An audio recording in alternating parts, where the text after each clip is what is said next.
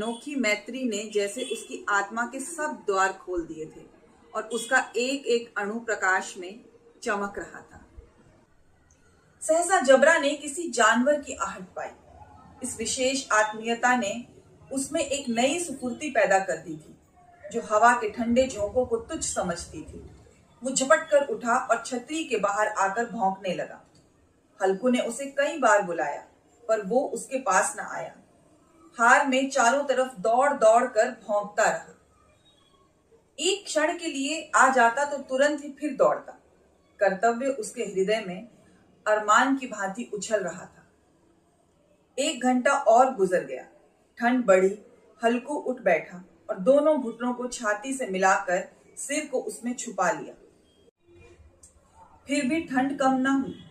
ऐसा जान पड़ता था सारा रक्त जम गया है।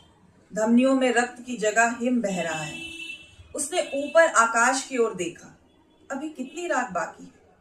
सप्तऋषि अभी आकाश में आधे भी नहीं चढ़े। ऊपर आ जाएंगे तब कहीं सवेरा होगा। अभी पहर भर से ऊपर रात है।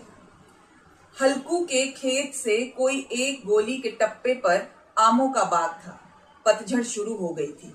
बाग में पत्तियों का ढेर लगा हुआ था। हल्कू ने सोचा, चलकर पत्तियां बटोरी जाएं, उन्हें जलाकर खूब तापूं।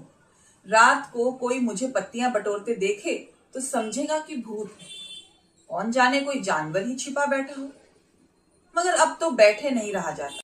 उसने पास के अरहर के खेत से कई पौधे उखाड़ लिए और उनका एक झाड़ू बनाकर हाथ में सुलगाता हुआ उपला लिए बगीचे की तरफ चला।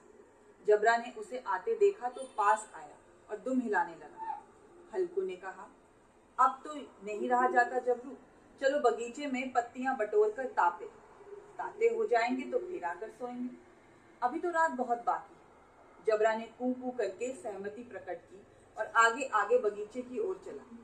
बगीचे में खूब अंधेरा छाया हुआ था और अंधकार में निर्दयी पवन पत्तियों को कुचलता हुआ चला जाता था।